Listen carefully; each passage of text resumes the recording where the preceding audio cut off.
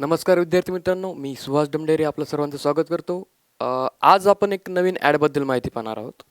CBSE जसं की central board चा जो काही एज्युकेशनचा बोर्ड आहे, तर त्यांची एक ग्रुप ए, बी आणि सी या 3 पदांसाठी या 3 क्लासिफिकेशनसाठी ॲड निघालेली आहे.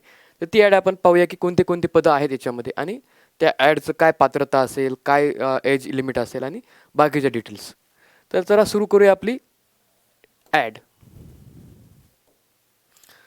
आपण CBSE जसं म्हणतो,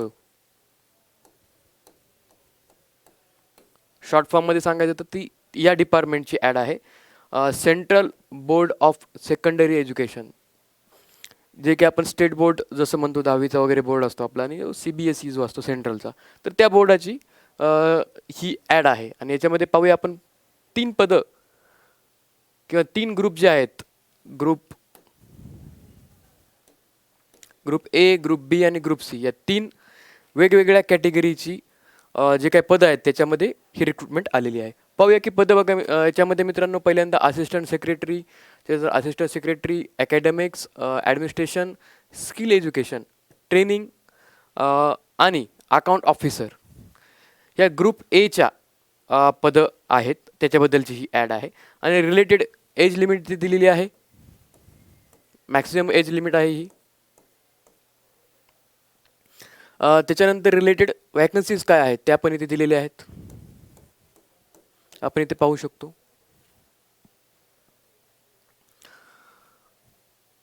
ग्रुप बी मध्ये ज्युनियर इंजिनियर आणि ज्युनियर ट्रान्सलेशन साठी ऑफिसर, जसं की ज्युनियर ट्रान्सलेशन ऑफिसर आणि ज्युनियर इंजिनियर हे ग्रुप बीचे पदं आहेत. आणि ग्रुप सी साठी अकाउंटंट आणि ज्युनियर अकाउंटंट, तर हे 2 पदं आहेत. तर या 3 वेगवेगळ्या ग्रुपसाठी आलेली ही ॲड आहे. आपण डिटेलमध्ये पाहूया की याचे महत्त्वाच्या डेट्स, त्याच्यानंतर एज्युकेशनल क्वालिफिकेशन, रिलेटेड रिझर्वेशन पण इथे दिलेलं आहे, आपण पाहू शकतो.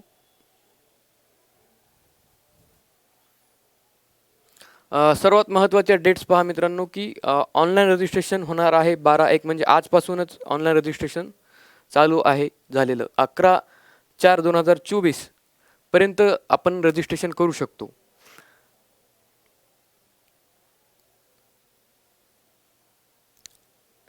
हे पहा मित्रांनो, असिस्टंट सेक्रेटरी ॲडमिनिस्ट्रेशन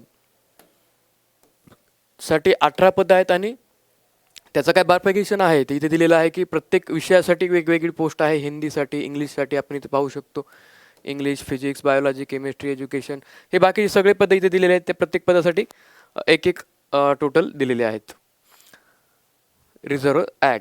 त्यानंतर असिस्टंट सेक्रेटरी स्किल एज्युकेशनचे सेम दिलेलं आहे, information technology and AI, agriculture, त्यानंतर फूड न्यूट्रिशन, बाकीच्या जेवढ्या टुरिझम, ब्युटी अँड वेलनेस या सगळ्या पदांसाठी वेगवेगळी अलोकेशन झालेलं आहे. असिस्टंट सेक्रेटरी ट्रेनिंग त्यासाठी पण आपण इथे पाहू शकतो की कशा प्रकारे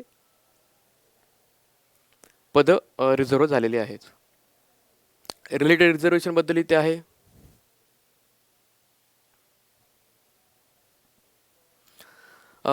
जे काय डॉक्युमेंट आहेत त्याच्याबद्दलची लास्ट डेट ती मेन्शन केलेली आहे ती ही आहे 11/4/2024 पर्यंतचेच आपल्याला डॉक्युमेंट्स लागणार आहेत. जे काही सर्टिफिकेट्स आपल्याला सेंट्रल गव्हर्नमेंटचे किंवा स्टेट गव्हर्नमेंटचे लागणार आहेत त्याबद्दलचे डिटेल्स इथे दिलेले आहेत. इथे बघा इसेन्शियल एज्युकेशन सांगितलेलं आहे. Assistant secretary administration group A या पदासाठी इसेन्शियल आहे bachelor degree from recognised university आणि एज लिमिट मॅक्झिमम 35 आहे. त्याच्यानंतर अकॅडमिक्ससाठी जे काही असिस्टंट सेक्रेटरीची पोस्ट आहे त्याच्यासाठीचं पण एज्युकेशन तिथे दिलेलं आहे.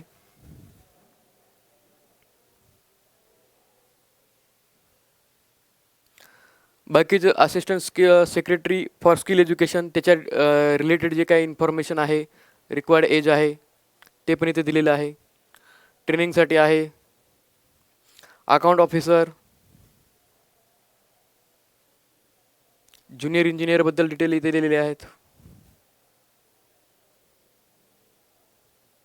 अकाउंटंटच्या ज्या काही लागणार आहेत पद्धत त्याच्यासाठी आहे. तिथे ॲडिशनल फक्त टायपिंगचं पण स्पेसिफिकेशन दिलेलं आहे की तिथे टायपिंग आपल्याला लागणार आहे 35 इंग्लिश आणि 30 हिंदी और computer on computer. Okay.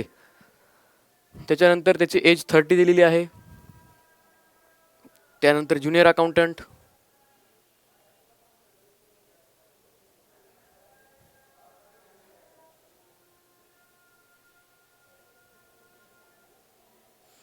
X सर्व्हिसमॅनबद्दल वुमनबद्दल काय रिलॅक्सेशन एजमध्ये देणार आहेत ते दिलेलं आहे. फीसबद्दल पाहूया मित्रांनो. ग्रुप एच्या ज्या काय फीस आहेत अनरिझर्व्ड ओबीसी आणि EWS साठी 1500 रुपये फीस आहे आणि ग्रुप बी आणि सीसाठी 800 रुपये फीस आहे. आणि जे काय SC ST PWBD x serviceman असतील, वुमन असेल आणि रेग्युलर एम्प्लॉय असतील त्यांना नील आहे, त्यांना काही फीस नाही लागणार आहे.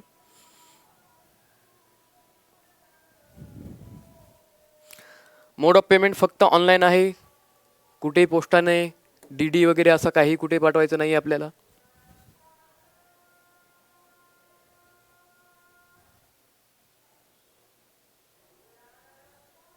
एक्झामिनेशन बघा मित्रांनो, जनरली ज्या काय ग्रुप ए आणि बी आहेत पोस्ट त्याच्यासाठी 3 फेजमध्ये एक्झामिनेशन असणार आहे. पहिल्या फेजमध्ये ऑब्जेक्टिव्ह टाईप एक्झाम असणार आहे, दुसऱ्या फेजमध्ये डिस्क्रिप्टिव्ह टाईप आणि तिसऱ्या याच्यामध्ये इंटरव्ह्यू होणार आहे.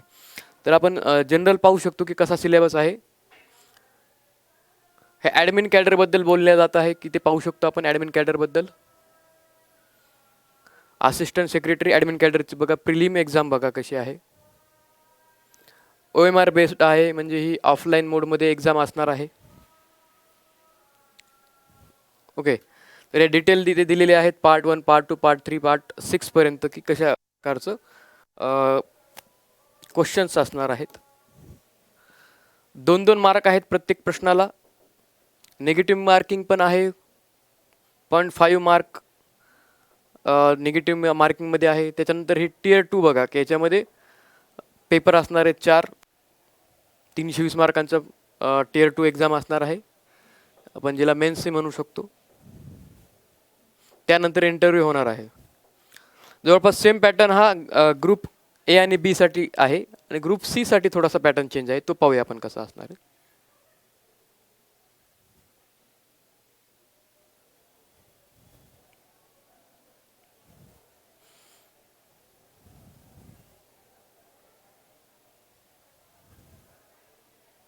ज्युनियर इंजिनियरसाठी सुद्धा पाहू शकतो आपण की एक MCQ टाईप क्वेश्चन असणार आहेत. OMR बेस्ड म्हणजे ऑफलाईन एक्झाम असणार आहे. हे त्याचा सिलेबस आहे. सिव्हिल इंजिनिअरिंगचा जे काही सिलेबस आहे त्याबद्दल हे दिलेलं आहे डिटेल.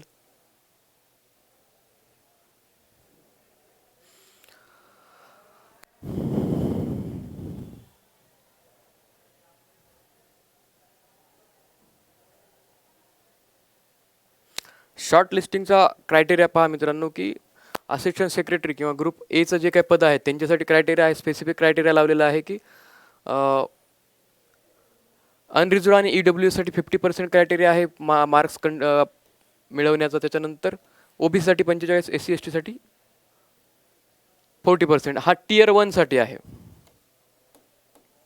टियर 2 साठी म्हणजे जी काय डिस्क्रिप्टिव्ह परीक्षा असणार आहे त्या डिस्क्रिप्टिव्ह साठी सुद्धा 50, 45 आणि 40 एवढ्या पर्सेंटेज मार्क्स आहेत. म्हणजे थोडक्यात सांगायचं तर टोटल पेपर जर का 100 मार्काचा आहे तर इथं आपण 50 मार्क कन्सिडर करा, 45 आणि 40 या प्रकारे आपल्याला मार्क्स मिनिमम आले पाहिजे, त्यानंतरच आपण शॉर्टलिस्ट होणार आहोत त्या गोष्टींसाठी.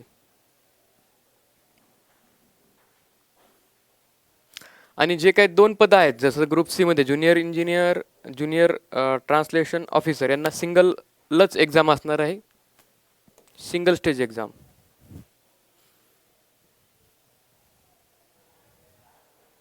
आणि स्किल्स टेस्ट त्यांची होणार आहे. आणि जे काय ग्रॅज्युएशन लेवलचं नॉलेज आहे तेच असणार आहे की प्रत्येक पदासाठी आपण पाहू शकतो की असिस्टंट सेक्रेटरी ॲडमिनिस्ट्रेशन आहे तर त्याला कोणत्या प्रकारचं नॉलेज किंवा ग्रॅज्युएशनची लेवल जी काय आपली सिलेबसची असती तीच लेवल एक्झामसाठी असणार आहे. त्याच्यानंतर ॲकॅडमिक्ससाठी पोस्ट ग्रॅज्युएशन लेवलचं आहे. इथे डिटेल्स दिलेले आहेत प्रत्येक पदासाठी कोणत्या लेवलची एक्झाम असणार आहे त्या रिलेटेड. सिटीज ऑफ एक्झामिनेशन महाराष्ट्रासाठी विचार केला तर आपल्याला पुण्यामध्येच सेंटर आहे, बाकी इतर आपण पाहू शकतो की स्टेट वाईज त्यांना सेंटर्स दिलेले आहेत.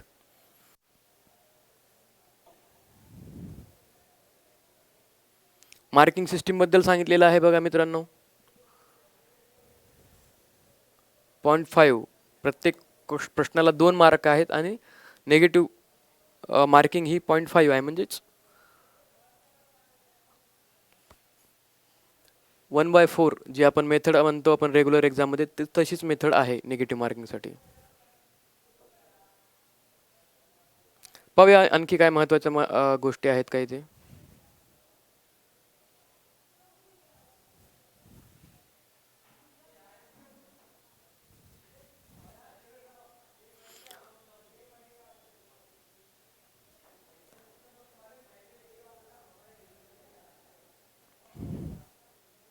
जनरल इन्स्ट्रक्शन्स आहेत इथे कॅन्डिडेटला, आणि त्यानंतर काही फॉर्मॅट दिसत आहेत इथे. ओके, काही प्रोफार्माज आहेत खाली ॲडमध्ये. मित्रांनो, एज्युकेशन सेक्टरमधली ही चांगली ॲड आहे आणि नक्कीच त्यामध्ये जी काही जॉब करण्याची किंवा जी जॉब प्रोफाईल आहे ती कम्पॅरेटिव्हली खूप चांगल्या प्रकारची आहे. तर नक्कीच या ॲडचा आपल्याला फायदा होईल. तर अशाच व्हिडिओसोबत भेटूया पुन्हा एकदा आपण. तोपर्यंत धन्यवाद.